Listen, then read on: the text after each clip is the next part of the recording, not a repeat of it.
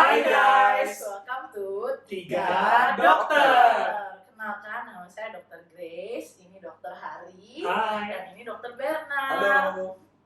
Ya, guys, channel ini akan membahas mengenai topik kesehatan.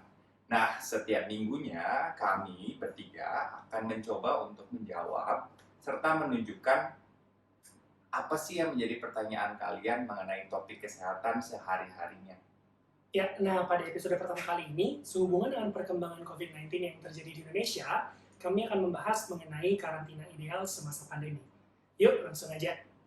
Nah, ngomong-ngomong tentang karantina ideal semasa pandemi, kita harus tahu dulu nih bedanya karantina dan isolasi, karena banyak sekali penggunaan terminologi antara karantina dan isolasi ini yang mungkin kurang tepat. Nah, gimana nih Ben? Apa sih bedanya karantina sama isolasi? Jadi, isolasi adalah memisahkan orang atau pasien yang memang sudah terbukti positif dengan orang lain.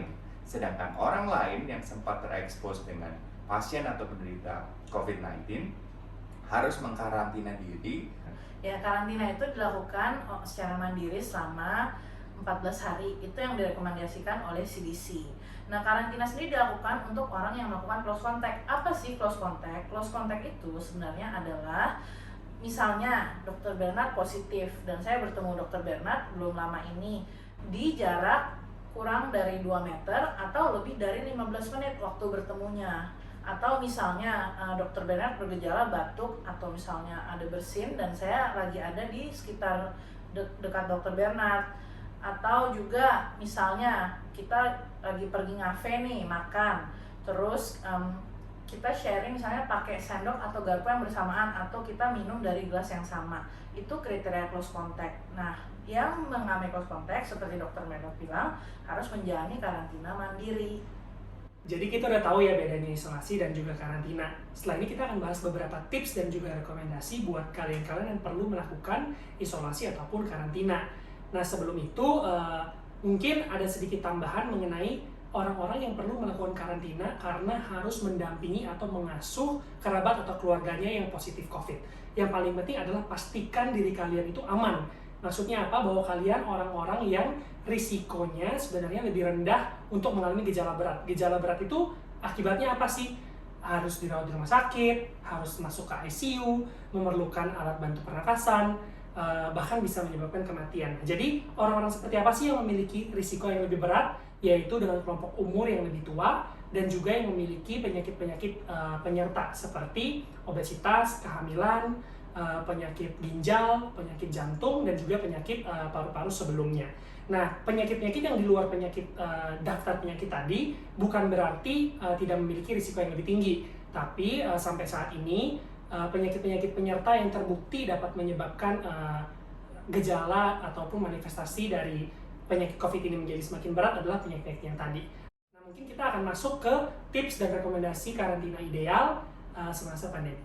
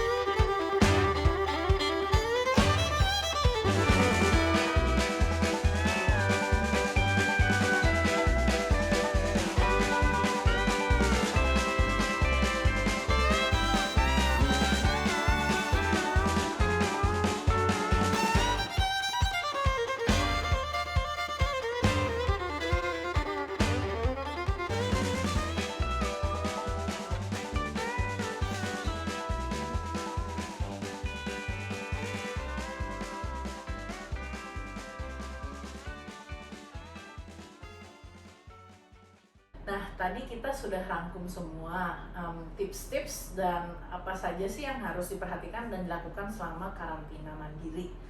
Selain itu, jangan lupa kita juga harus selalu memonitor kesehatan kita sendiri dan juga pasien yang sedang isolasi. Apa aja sih yang harus kita monitor? Ya, namanya gejala-gejala umum yang biasa bisa dirasakan seperti demam, batuk, sakit kepala, kecapean, badannya pegel-pegel. Gejala awal juga hilang kemampuan penciuman atau perasa, pengecapan, nyeri tenggorokan, bisa mual, muntah. Nah, itu gejala-gejala umum. Tapi di luar gejala-gejala itu, memang banyak gejala lain yang tidak khas dengan COVID, tapi bisa juga terjadi. Nah, untuk refleksnya, Ada bahaya yang perlu diketahui. Yang pertama adalah kesulitan bernafas. Yang kedua adalah nyeri pada dada ataupun pada punggung. Yang ketiga adalah kebiruan pada wajah. Dan yang keempat adalah gangguan kesadaran. Nah, jadi kalau kalian menemukan tanda-tanda bahaya ini, pada saat mendampingi atau mengasuh keluarga atau kerabat kalian, segera cari bantuan atau bawa ke rumah sakit ya.